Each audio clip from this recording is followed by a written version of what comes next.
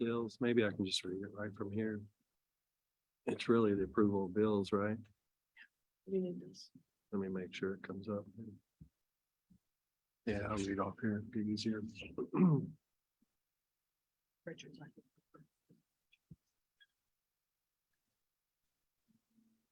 So The for and him here to make a motion or second or vote, correct? be counted present, Got it. even to be counted present. Okay.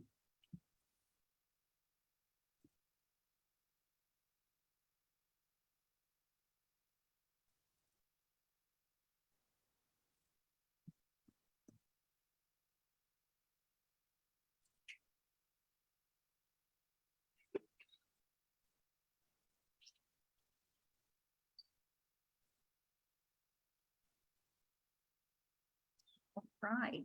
It is 4:30 and I would like to call to order this meeting of the Evansville Vanderburgh Public Library Board of Trustees. Today, September 8th, 2022. We are going to start by our introduction and forum for visitors.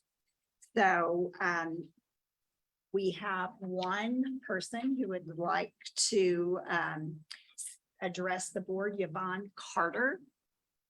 Would you like to come to the mic and address the board, please? Thank you.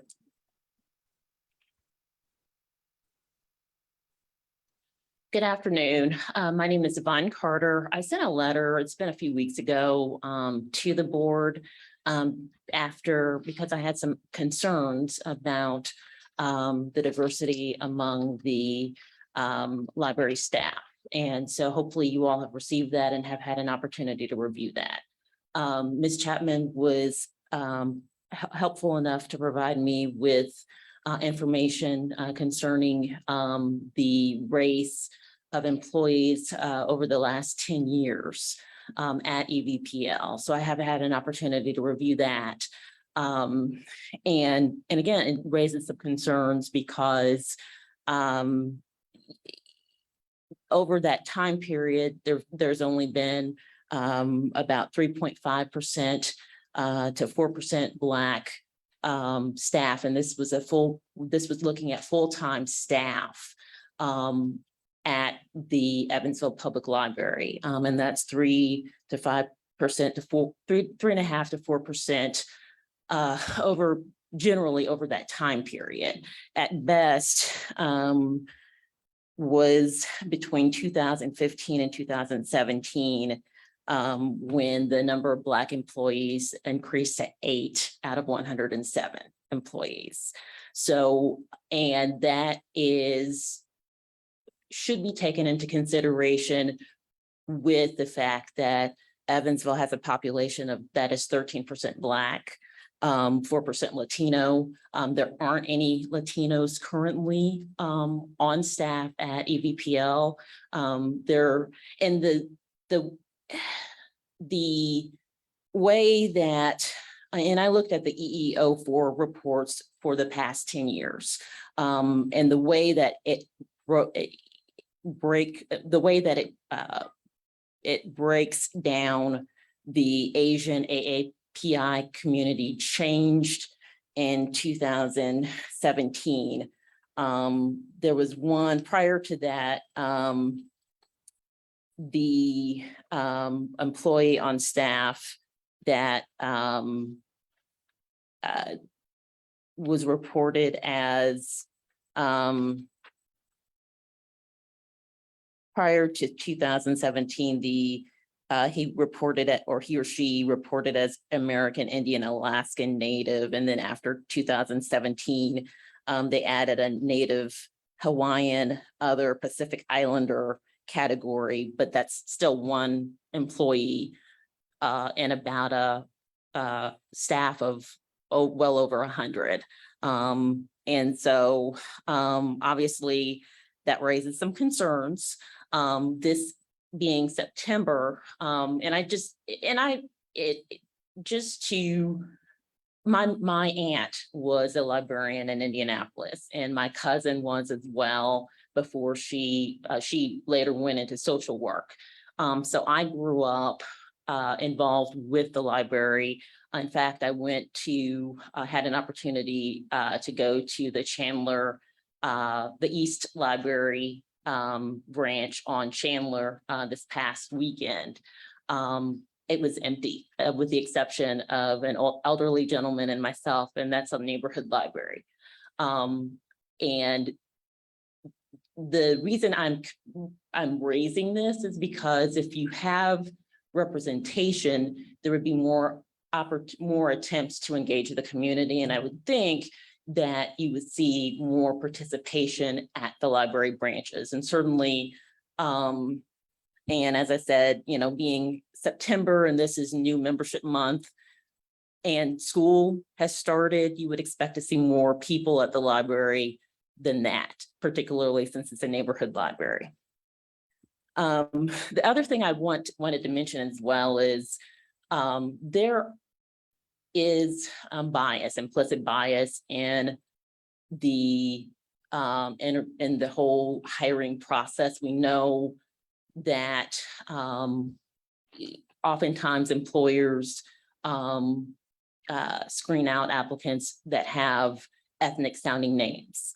And so, and there's also, it is a fact that a white applicant with a conviction has a better chance of getting a job than a Black applicant with a college degree. So this is not something that I have imagined.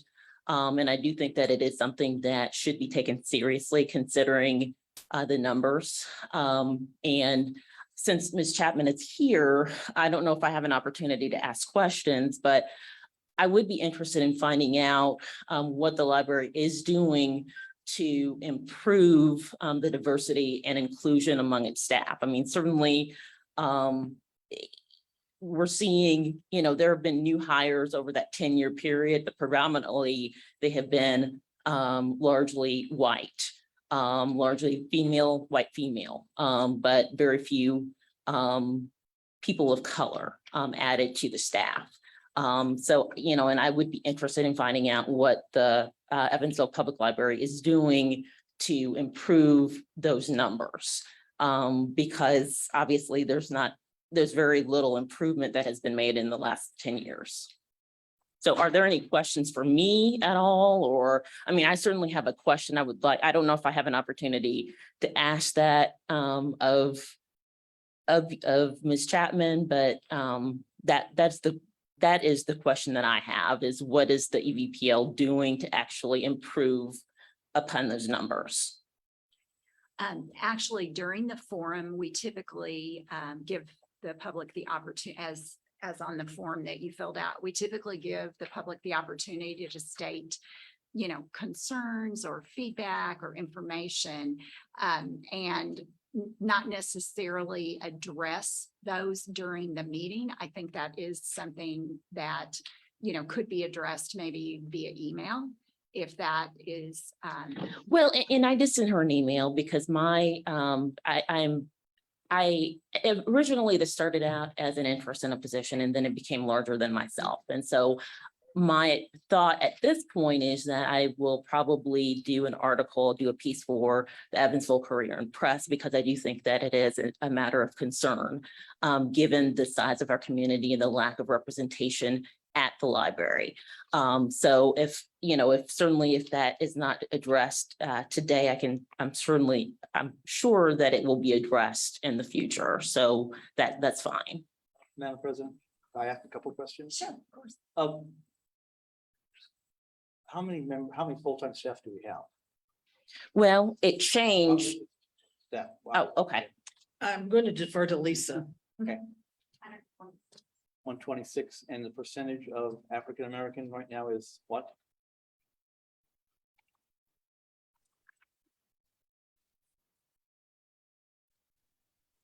Based on, just trying to run real quick numbers, we are, all over, we're about 7.1%. We have 11 out of full-time part-time. All of our staff is, we're at 7.1.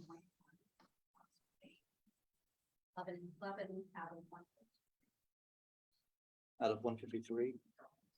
That's full-time, part-time. full-time and part-time.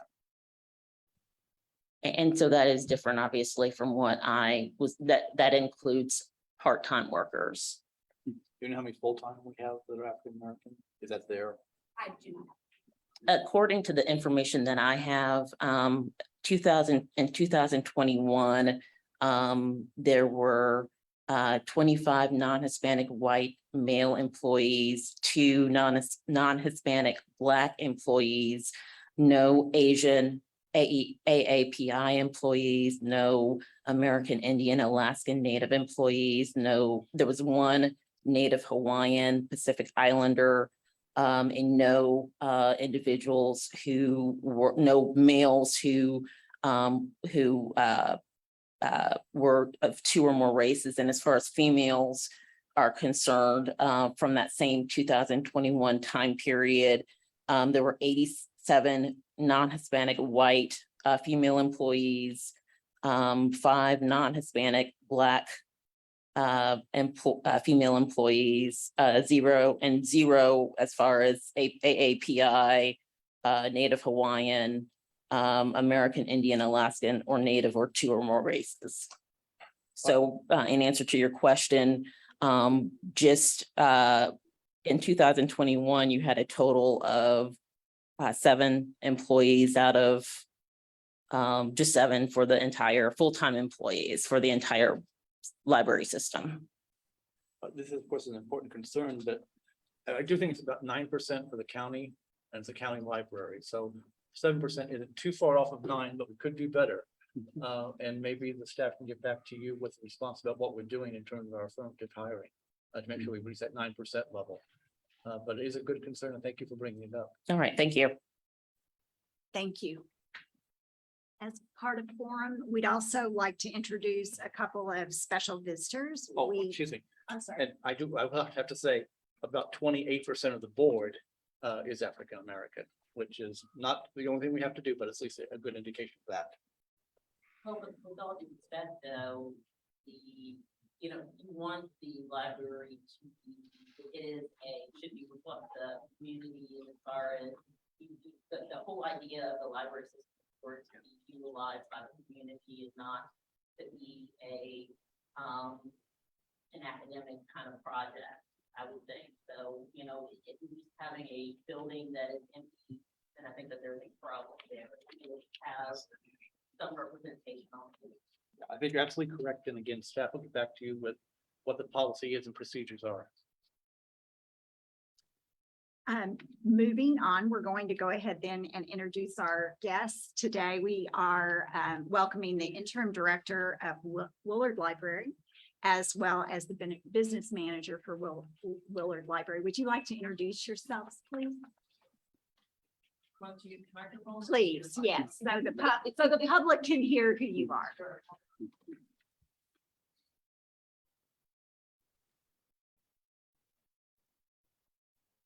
Go ahead.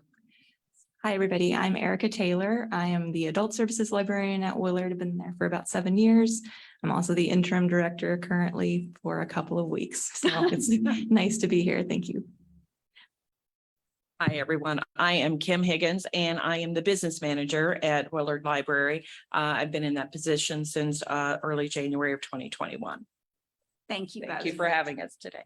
Thank you for attending today. And Mr. Clement, it is good to see you and have you join our meeting via technology. We will move on to appointing a pro tem treasurer. Mr. Cameron, would you do the honors? Yes. All right, thank you. And our next order of business is to open the public hearing for the 2023 budgets. And I would like to turn that portion of the meeting over to Lori Tomlin. Thank you, Dr. Stubbs. So 11 days prior to this particular meeting, as required by the Department of Local Government Finance, we did post our notice to taxpayers on the Indiana Gateway site. And on that site, it lists the dates of this particular public hearing meeting, as well as our adoption meeting that'll happen next month on October 13th. Following this meeting and this discussion, any 10 or more taxpayers may object to a budget, tax rate, or tax levy by filing an objection petition with the proper officers of Evansville Vanderburgh Public Library Board not more than 7 days after the hearing. The objection petition must identify the provisions of the budget, tax rate, or tax levy to which taxpayers object. If a petition is filed, Evansville Vanderburgh Public Library Board shall adopt with the budget a finding concerning the objections in the petition and testimony presented. On the actual Form 3, as labeled by the DLGF, Notice to Taxpayers, and it was included in your package, you'll see our budget estimate for all 5 funds that we are proposing for 2023 is $21,517,792. The maximum levy that we are requesting is $16,284,231. Also included in your packet is a breakdown of what those budgets entail based on the 4 categories of they call it personal services or personnel and benefits, our supplies, professional services, and capital. And I won't go through those in detail because we looked at those during the first reading. Budget Form 2, which is also used in calculating the amount of levy requested and the tax rate in Form 4B, which we'll get to in a moment, is included, and those numbers come from the DLGF and the state of Indiana budget agency as well. And those include the different types of taxes that we receive, and then any budgeted additional miscellaneous revenue. For instance, for our operating fund, that includes rental property over at our annex, other fines or forfeitures, earnings on investments and deposits, and other miscellaneous receipts. For the other fund that would receive miscellaneous type of revenues outside of taxes would be the Special Library Fund Willard, and that also includes other fines and forfeitures, document and copy fees, and earnings on investment deposits as well. So Form B is the main component in calculating our tax levy and tax levy amounts. You'll see a page for each of our 5 funds, the first one being our rainy day fund. And we do not levy taxes for that particular fund. So the information listed there is based on our current status of the rainy day fund for 2022. And then if there's any transfers or additional monies put into rainy day cash funds to supply and or cover our budget for 2023 that we've proposed. The second page is our general operating funds. And again, it contains the cash balance on hand as of June 30th, taxes and miscellaneous revenues to be collected for the remainder of this year plus next year, and then what our property tax levy request is going to be, as well as then on this particular fund, because it is a tax levied fund, what the property tax cap estimate and impact will be for next year. As you can see, right now, we're looking at over $2,500,000 in tax cap implications next year, reductions. I'll point out at the bottom under the net assessed value, we use a calculation method of a conservative 85% of what the net assessed value submitted by the county is. We do that because that allows us, if for some reason in the fall, there's tax appeals, there's shortfalls and other adjustments to the net assessed value after it's submitted August 1st, that does not impact the amount that we can levy for the future. So this particular tax rate shows that we would receive 15.95 cents on every $100, but that's going to change once the actual abstract levy is utilized and calculated by the DLGF at the end of the year. So that will be back down into the 14-cent range is where it's currently at. What are we using for a proposed projected assessed valuation for next year? We have received, well, it's listed on the DLGF Gateway site. The county submitted a net assessed value of $8,702,291,460. And do you know how much increase that is for this year? It is a 13.64% increase from 2022. Thank you. Which was significant and kind of surprised us all.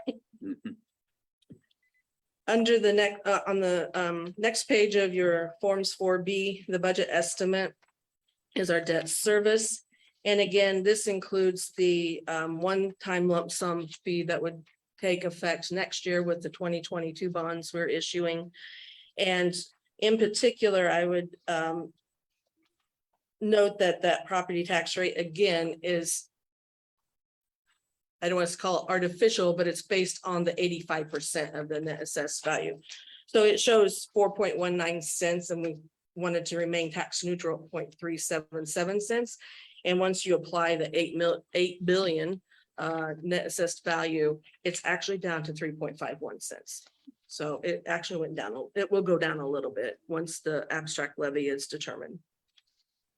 And then the next page is the special library fund, which is Willard.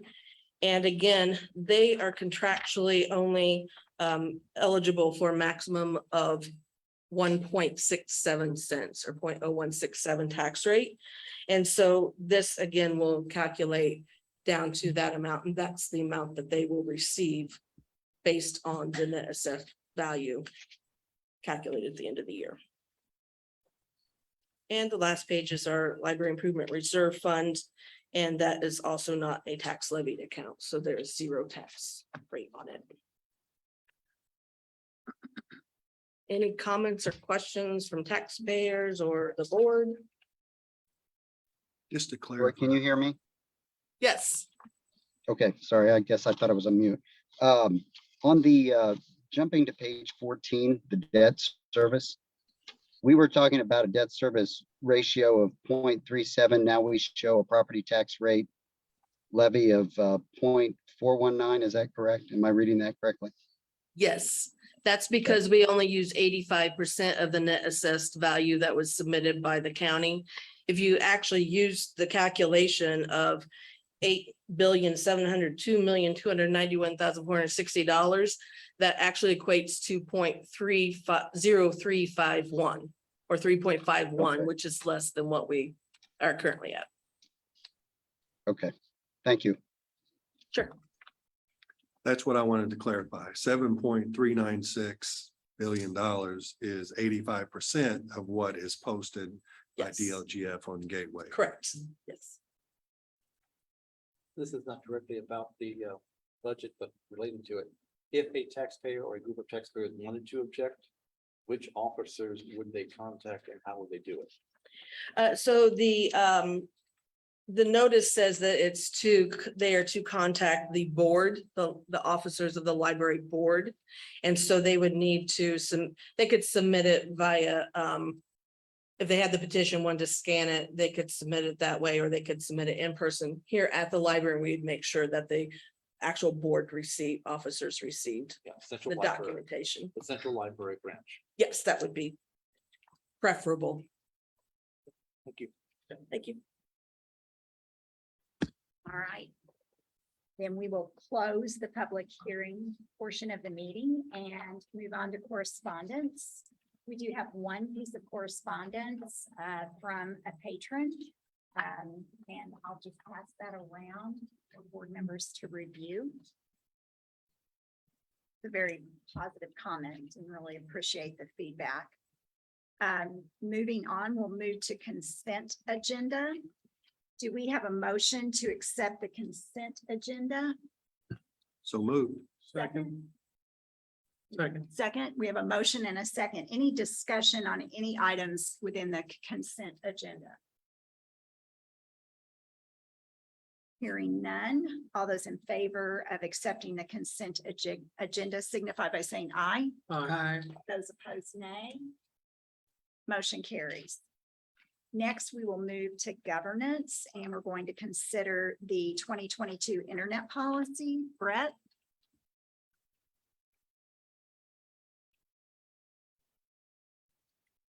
First, I'll state this is something I bring every year. It was brought up last year. Why I have to bring it up. So I researched further.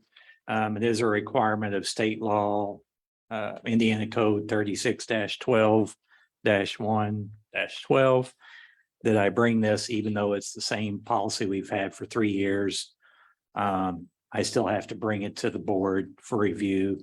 They understand that this is our policies, and of course, we have new board members, as we do very often.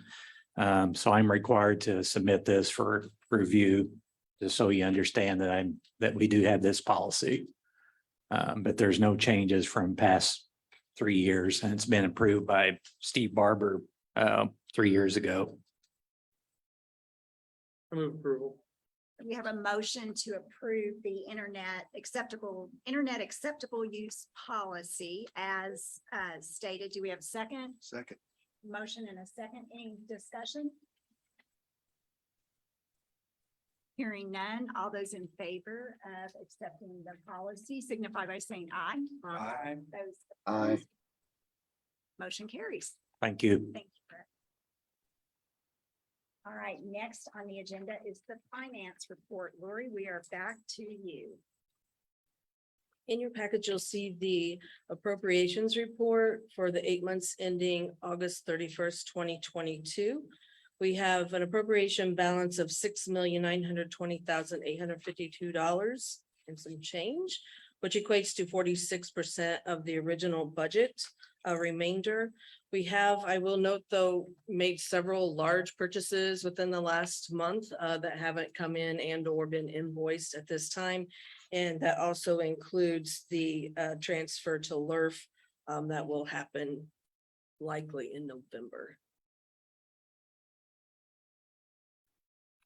Questions for Lori? I did have one question. Sorry. Go ahead. And then I think I understand this a little bit, so it might be I'm used to asking the stupid question in a room. We got about 30% of the year left to go. Some of these account balances are below 30%. Mhm. I know we don't always spend out bi-monthly, but are any of these accounts, does any of this give you any heartache from a financial standpoint? Like, are we gonna have to move some money? Overall, no, because we do have the ability to move some money.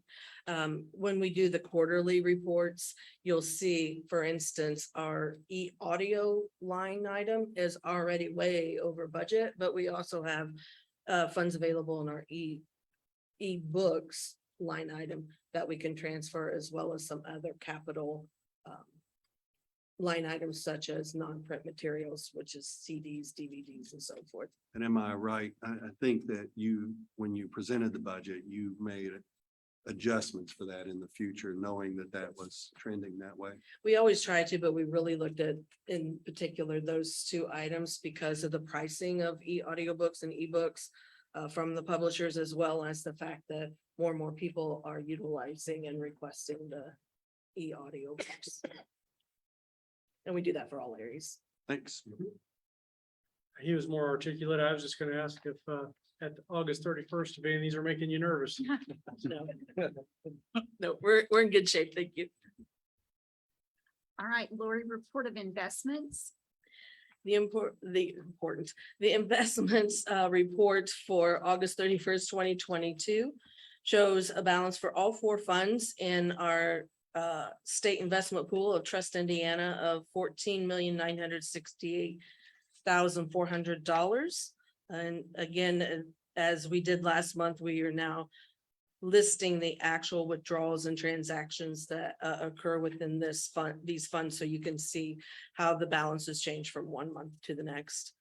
The average daily yield for August was 1.7780%, or up over 0.5% since July, and the average daily yield year to date is at 0.5541, or up almost 0.15 or 0.15% since July. Thank you. And Mr. Cameron, would you submit the approval of bills as a motion? Yes, I make a motion to approve payroll and invoices totaling $746,880.67 for September. Or actually, looks like August and September. And payroll for August 12th, 2022, in the amount of $254,089.86. And on August 26th, 2022, of $386,537.92. Second. We have a motion and a second to approve the bills. Any discussion? Hearing none. All those in favor of approving the bills signify by saying aye. Aye. And those opposed nay. Motion carries. Moving on to other business, municipal advisor report, registrar and paying agent for bank for the 2022 GO bonds. Lori. Yeah, in your packet, I submitted a memorandum with information that was provided by Baker Tilly, our municipal advisor.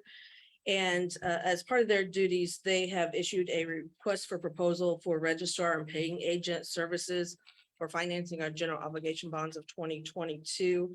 And that RFP was issued to those registered banks serving Indiana municipalities. And that is where the 8 that are listed on their report have come from. I'm not going to read through all the duties of the paying or the registrar and paying agent banks. I'll just note, based on the comparison chart, the summary of the proposals that we received, 4 that were very comparable in price, and then 4 that were much higher and kind of out of our ballpark of pricing. The first one, Zion Bank, is a Utah-based bank, but they have offices in Chicago, and that's where their proposal came from. They are new to the Indiana municipality market, and so they're trying to get their foot in the door by providing lower rates and lower cost estimates. The BOK Financial is out of Tulsa, Oklahoma, and then of course, Bank of New York Mellon's out of New York, and Old National Wealth, the 4th of the 4 in close proximity to cost, is out of Evansville, Indiana. As I noted in the memo, overall, for the 5 years, there's a $200 difference from Zion Bank and Old National Wealth Management. And we've utilized Old National Wealth Management for both general obligation bonds through the library, as well as the leasing corporation leasing bonds since they started bonding, and Old National, it used to be called Trust, now Old National Wealth Management has maintained those and has also been selected as our trustee bank. When you select both for those purposes, it makes it much easier and smoother transition.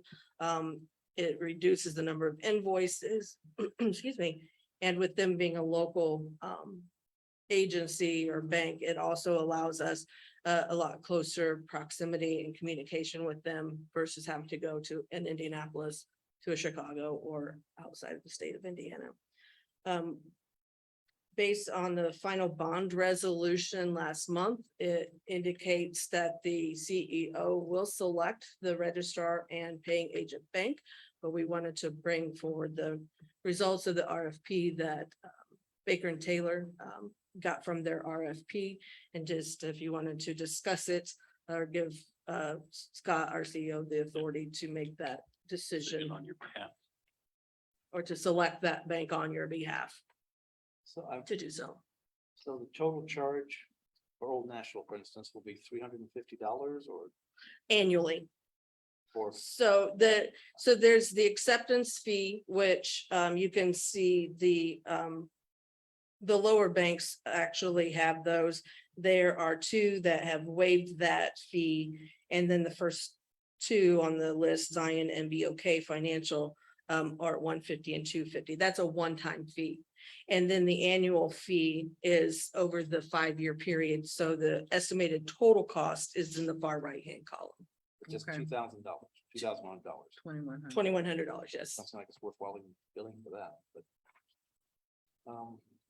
So they get their money by holding the funds. They hold the funds. They also issue, once the bonds are sold, they also issue the funds to us to expend, and then we go through them. We submit invoices and a payment voucher to them to then release those funds to payment to our contractors as we're going through. They call it a construction fund, even if it's a remodeling or renovation project, and those funds then will provide the expense. So they're not going into our regular bank cash account. They would go into the trustee account held at Old National Wealth I Management. didn't get the name. I wasn't talking to you. Any other questions? For Hey Siri or for Lori? It's Google. Oh, sorry. The joke still works. Yeah. I do have a question though, a legitimate one. In the summary, number one says, offers a one-time upfront payment of $1,750 to cover the life of the bond issue. Yet their total estimated is $1,900. I don't understand the discrepancy. So basically, they're gonna waive the acceptance fee of $150. So they're waiving it, Yeah, which is number two. if we says pay up waive- front. Yeah. Oh, okay, gotcha. The numbers in the parentheses are coordinated with the actual banks after the bank name.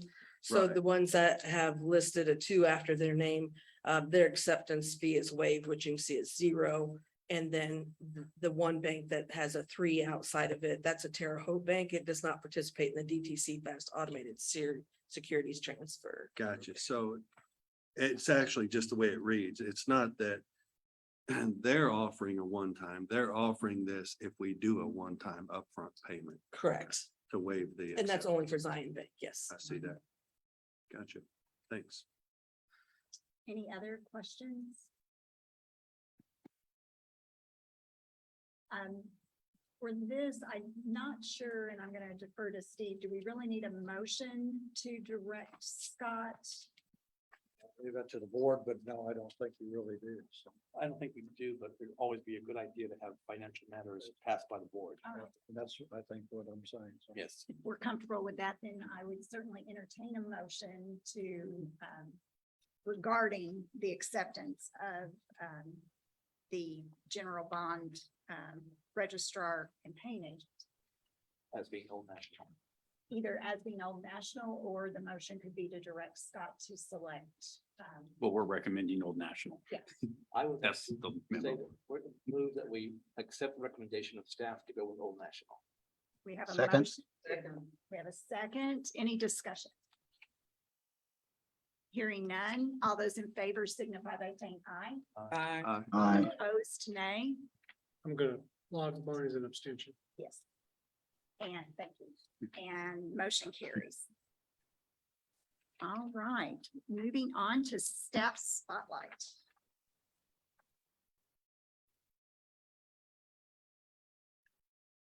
Hello, I'm gonna pass these out and I'll come back. We'll pass my way.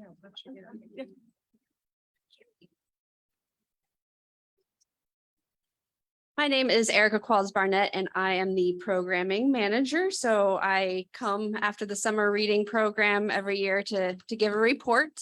This is first year, post-pandemic, I guess we can say, that we have been able to do our traditional summer reading program. And I think that is indicated in the statistics that are in here. This packet goes through and breaks down quite a bit of information. I won't go through every page with you. I did want to draw your attention to a couple of pages. One is the registration. We had 3,293 participants sign up. Last year, we had 1,546. So we definitely saw a great increase. 2020, we had 990 due to the fact that it was all online. So we are steadily making our way back up to what I would say are pre-pandemic numbers. And we're just going to keep going higher. That's my goal. The other page that I wanted to draw your attention to was the books read. As you may know, we are doing an annual reading celebration contest this year, in which we're trying to challenge Vanderburgh County to read as many books as they can. And we will have a report of that at the end of the year for the entire year, but just for the summer alone, we had over 24,000 books read by our community, which is amazing. So we've broken it down by location and age, in case you're curious as how to all that played out. The only other page that I really want to draw your attention to was our program numbers. We had an amazing summer. I think that was evident, not just in these statistics, but just the general feel that you got when you went to a program. I tried to go to as many programs as my schedule allows. And it's evident that our community was very happy to be able to come to library programs. We'll go back to our new normal, what we used to have. And our numbers were phenomenal for the summer. That is on the second to last page, has an overall view of the program numbers. And then the last page has it broken down. The program packet was put together by Faith Connell, who is our graphic designer. She did an amazing job of taking my boring little graphs and turning it into something visually appealing. So I want to give her a shout out, along with the rest of the marketing team, Heather and Brittany, for helping make this summer just a great one. And I hope that it just continues to get better. Our committee has already had a meeting for 2023, so we are ready to go. Do we have any questions about summer? There's a lot of information in here. I do have one. Yes. I noticed that the offsite programming, the total programs actually was almost as high as the in-house programming. Can you give a few examples of locations of those offsite programs? Yes, so a big chunk of that is our sponsorship of the concerts at Haney's Corners First Fridays. We have a table there. We sponsor all of the music. If you have gone to see, we have our signage is up. We ask the bands to give us our shout out. Yeah. Sometimes happens. So that really is a big chunk of that. If you've been to the First Fridays, I think their largest crowd this summer was like 3,500 people. Anybody who's enjoying that music is enjoying something the library has sponsored. So we count that. Okay. Thank you. Any other questions? This may be a little granular, maybe you can't answer, but it just sort of strikes me that Red Bank, which is one of the larger ones, had 0 teams signed up for a book reading. So actually, that is an error on my part, and I didn't get to correct it before Faith had these all printed. No. So I get all of the entries sent to my office, and sometimes they're labeled well, and sometimes they're not labeled well from the locations. And that one got lumped in with somebody else's, and I have no way of knowing which ones were Red Bank, but I did speak to the teen librarian there, and she assured me that is not the case, that it was not 0. And we are working on a better procedure for next year of collecting statistics. Yes. Ask a question. Now that the school year has started, can you give me some idea of what the library does in all of its locations in connection with schools? So I'm really glad you asked that, because that is something that the youth experience team is really focusing on right now, is rebuilding those relationships with the schools. We had a meeting, I believe it was about 2 Thursdays ago, where we actually looked at a map of the community and our locations and broke down basically territories, a better word of which library staff is going to connect with which school, because we feel it is important to rebuild those relationships. Many of the schools wouldn't let us in the past 2 years. Before that, we were going as much as we can get in there. So we're really steadily trying to build that up. I do know, based on the shared tracker that we have, I believe we have 3 schools that we are going to be visiting in the next couple of weeks for sure. And they're continuing to mark who they're contacting, who's responding, what we're doing. The idea is that we will be having a continued presence in the schools as much as they'll allow us in there. The concern is certainly getting kids to read, to learn how to read, and certainly to understand how to comprehend. And I can't think of too many better people than people that are already within libraries that can help be a resource for that, because we certainly are lacking in that area. If you have any insight on how to get us in the schools, because most of the time it's us begging and going around and asking, can we come visit you? Can we come visit you? Can we come visit you? Okay. I'll also say the adult teen librarians, since they started just a year ago, have really been in the high schools specifically, which I think shows in our volunteers numbers. And even though they're not great numbers for teens, they are an increase in our summer. So they are making great connections in the high school, and we have seen increased teen sometimes. Not to the betterment of our staff sometimes after school, but we are seeing a lot more teens. in the building, too. Understood, but we all yeah. certainly recognize that the sooner kids learn how to read and comprehend, the better off their entire futures will be. And so every foundation that we have is based upon reading and reading comprehension. So last year we rolled out the 300 books by third grade program with the intention that that would be a focus of our school visits last year. I can think of a handful of schools that let us in, and most of them were high schools. All right, Yeah. So when we go out, we are definitely pushing that book program as well. thank you. Yeah, Erica also does 1,000 books before kindergarten too, so getting ready for pre-K, so Yes. And they do a tremendous job. a couple of things I did want to talk about that's not summer. After next month's board meeting, we are going to have a special event in this room. So I would like to invite you all to stay. We have a Pinata Contest that we are hosting with the Central Latino and Americano Center. We are accepting pinata contributions from any area students, no matter what school, if they're homeschool, up through the month of September.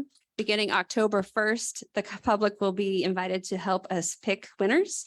And so on the 13th, after the board meeting, we're going to have an award ceremony. So since you're already here, if you would like to stay and join us, that would be fantastic. And then on the 15th, which is the Saturday at 2:00, we are having a Caldecott Award winner, New York Times bestselling author visit us at 2:00. Her name's Carol Lindstrom. She's written a picture book, We Are Water Protectors, that focuses on the importance of protecting your environment and your contribution in that. And that's one of the big reasons we're going out in the schools to tie into that visit. So please join us at both events. Thank you. Before you leave, Yes, I did one more question. On the summer volunteers that was mentioned, yes. all the libraries had that except the Stringtown. So And it is- also Stringtown was the lowest on the books read. Is that a community that it serves issue? I think that is something that is continuing to grow. I will say that as far as the teens, it's just on what their preferred location is and what's Not convenient. necessarily. We can't put any more staff into Stringtown right now. That building is so small and we have such limited space. It's very like.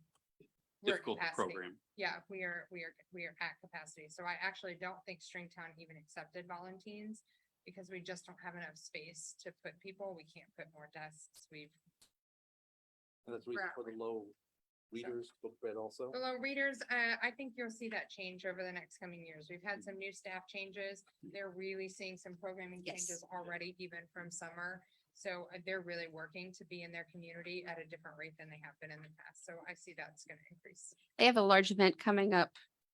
Oof, don't quote me on the 17th. Thank you. Too many dates in my head, where they're partnering with It Takes a Village and they're having food trucks come in. They're trying to think of creative ways to bring the neighborhood to their location, because I feel from my time working there that it is very much a neighborhood feel to that location. So they're trying to think of creative ways. They have some really wonderful staff that are trying to build that back up. Thank you. We're good? Any other comments or questions? Scott, any announcements? A couple of quick announcements, kind of piggybacking off of everything Erica was saying. I just wanted to put a couple shout outs. Today I was getting my steps in and doing a building round. And I never saw so many school kids in here during the day because we had signature school freshman class in here today. And we had multiple staff members giving them a tour of the building, everything from the children's garden to the maker lab on the second floor. And they just did an outstanding job. And it's great seeing all those teams. And from what I heard anecdotally today at 3:30, 4 o'clock before we came in here, it was the most teens they've seen in the teen area here in a long, long time. And we've had great teams as schools came back already, but they said kids were really excited about all the things that we have to offer here. The next shout out is pairing off of that. And it shows in our numbers here too. The staff have done a great job with our customer service and the programs we're offering, the services we're providing. We have just had a plethora of 5-star reviews come in the last month. And it's been every location that's receiving them. It's not just one location. And staff deserve a shout out for that. And particularly for our staff cohort, the custodial staff have been doing an amazing job. If you're in back of house of the library and you're looking at a lot of the floors have been polished and cleaned, and it's just really, really looking good. And it's just amazing how clean our buildings are. And it actually showed up in some of our reviews of really nice, great staff, and the buildings are clean and that as well. So it's been really great to see the staff doing that. And sometimes they need to be recognized publicly before the board. So they've all been doing a great job. I will add that we have gotten two lovely and surprising donations recently to the foundation. We had a $500 donation that someone used, I think it, One Main, I think they can do My Rewards program or something. They donated $500. And it was noted in, I believe it was noted in the director's report about the rain barrel auction. But the person that bought that rain barrel and won the auction then actually donated an additional $500 to the library. I reached out to both of those donors and I think a third one as well. And they were all very thrilled to be contacted. And one of them said they look forward to continuing to donate to us in the near future. So that was really great. People are really noticing and wanting to give and wanting to support the library. So. I just have one other comment to add. I was driving in the community just a couple of days ago and had the radio on and heard a pitch about getting a library card and visiting the library. And as I was hearing the pitch on the radio, I drove past a billboard that was encouraging me to do the same thing. So it's kind of exciting to see, this month, that outreach to try to encourage folks and also let folks know what a great value and opportunity our Evansville, Vanderburgh County Public Libraries are. Any other comments to come before the board? I have a couple. I wanted to remind everyone that next Monday at 3:30 in the afternoon, September 12th, is the State Board of Accounts exit interview for our recent audit of the 2019 and 2020 fiscal years. Also on Monday at 5 p.m., we will be giving our presentation of budgets for non-binding review to it's not actually a non-binding review, it's just a presentation to the city council as well. And that's at 5 o'clock.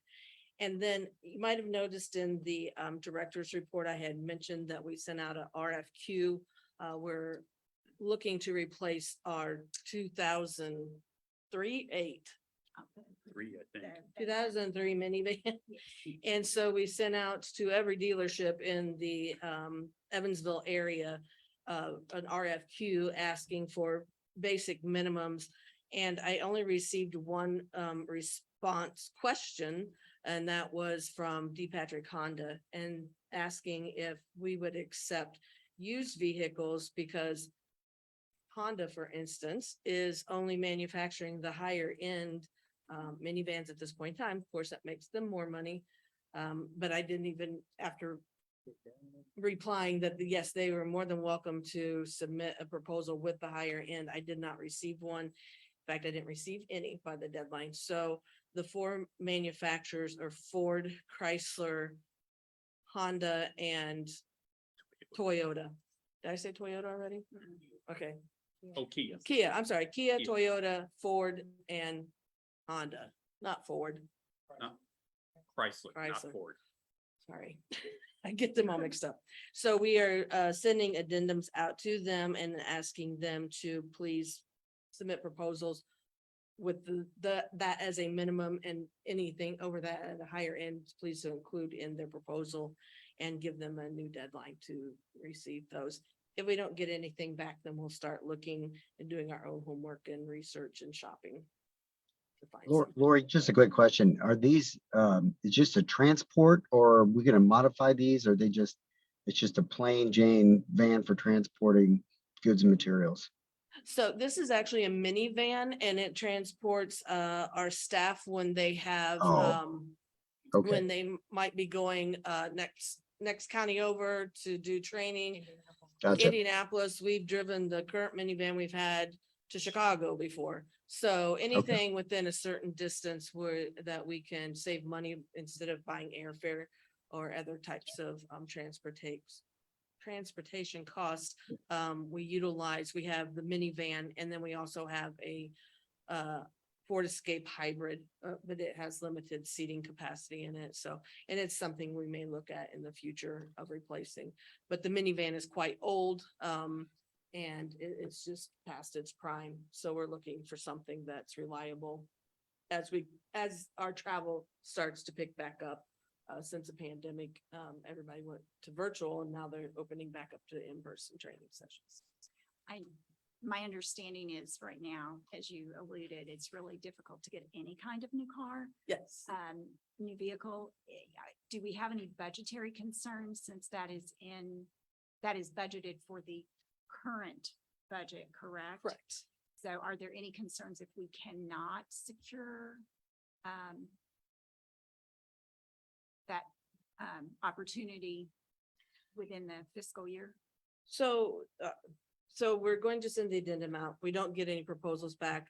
What we'll do is start looking at the make and model of our preferred. We'll ask, we're looking for new. And so if they can order something, then we can encumber that money out of this budget year. If that's not possible though, then that money will need to be reallocated to other places within the budget. Thank you. Anything else to come before the board? Nothing. We will adjourn the September 8th meeting of the EVPL Board of Directors. Thank you all very much. Thank you.